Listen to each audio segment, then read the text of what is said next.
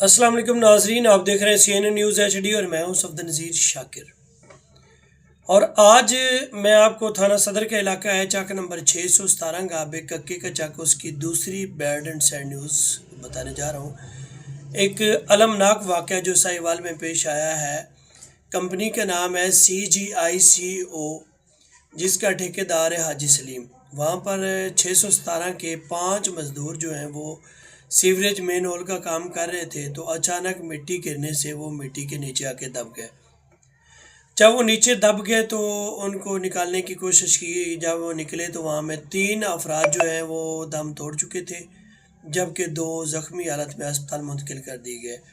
جو 3 وفات پا چکے ہیں ان میں اسد علی ولد لیاقت قوم وٹو، عمر 18 سال، بالکل ینگ لڑکا تھا۔ اور دوسرا طالب ولد بشیر وٹو، عمر 40 سال۔ تیسرا جو ہے احسان ولد جہانگیر وٹو، عمر 30 سال۔ زخمی ہونے والوں میں مالک ولد ظہور، عمر 27 سال، مصطفیٰ ولد ولید، عمر 34 سال ہے۔